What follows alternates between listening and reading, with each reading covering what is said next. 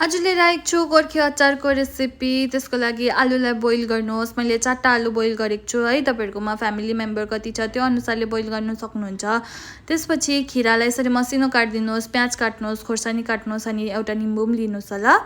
अनि एउटा कराई तताउनुहोस्। कराई तताएर त्यसमा तिल हाल्दिनुहोस्। तिल हालिसकेको बादमा अलिक रातो रातो भइसकेपछि हाल्दिनुहोस् पोस्तो यानी कि पप्पी सीड है। अनि त्यसपछि हालेर एकछिन मजाले भुट्नुहोस्। आगो एकदमै सानो राखेर भुट्नुहोस् होला, नभए डढी जान्छ। अनि मिक्सर जारमा हालेर 2टा 3टा खोर्सानी पिरो कति खानुहुन्छ त्यो अनुसारले एड गर्नुहोस् खोर्सानी।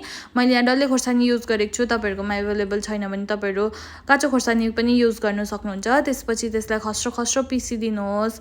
अनि चाहिँ एउटा त्यही कराई लिनुहोस्। त्यसमा 2 चम्मच जति सरसोको तेल हालेर एकछिन मजाले खराउनुहोस् अनि हाल्दिनुहोस् मेथी हालिसकेको बादमा हाल्दिनुहोस् प्याज हालेर हल्का फ्राई गर्नुहोस्। अनि खोर्सानी पनि त्यसमा एड गर्नुहोस् होला। प्याज हालिसकेर मात्रै खोर्सानी हाल्नुहोस्, नभए फेरि अगाडि खोर्सानी हाल्यो भने तेल एकदमै तात्तेको हुन्छ अनि सबैजना फेरि हाच्छ्यु गर्दा हुन्छ है। त्यसै कारणले चाहिँ मैले प्याज हालेर अन्त मात्रै खोर्सानी एड गरेको छु। तपाईहरु पनि प्लिज त्यस्तै गर्नुहोस् होला। अनि चाहिँ यसरी मजाले भुट्नुहोस्, बेसी रातो हैन, हल्का फ्राई भइसकेको बादमा त्यसपछि ग्यासलाई अफ गरिदिनुहोस्। अनि जुन चाहिँ आलु छ आलुलाई यसरी मसिनो काटेको छु है। अनि हाल्दिनुहोस् त्यसमा खिरा हालिसकेको बादमा हाल्दिनुहोस् स्वाद अनुसार नुन।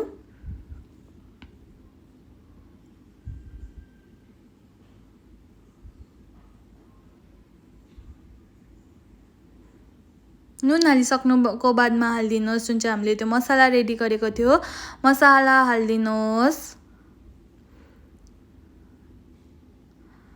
अनि हाल्दिनुहोस् प्याज र खोर्सानी है जुन चाहिँ हामीले भुटेको थियो त्यो तेलसँग हाल्दिनुहोस् होला। तेललाई नतार्नुहोस् किनकि जुन चाहिँ सरसोको तेलको फ्लेभर छ त्यो मिसिन्छ है उयसमा अचारमा, एकदमै मिठो हुन्छ। त्यसपछि यसलाई मजाले गरिदिनुहोस् मिक्स। मैले चाहिँ चम्चीले मिक्स गर्ने ट्राई गरेँ, तर एज अ टिपिकल नेपाली है चम्चीले उयो गरेको चित्तै बुझेन। त्यसपछि मैले हातले नै मिक्स गर्नु थालेँ है। हातले मजाले मिक्स गर्दा चाहिँ मजाले मिक्स हुन्छ, जुन चाहिँ चम्चीले मिक्स हुँदैन है। अन्तखेरि तपाईहरु चाह्यो भने चम्चीले पनि मिक्स गर्न सक्नुहुन्छ। हेर्नुहोस् मजाले मिक्स भइसक्यो। अनि लास्टमा चाहिँ निम्बु हाल्दिनुहोस्।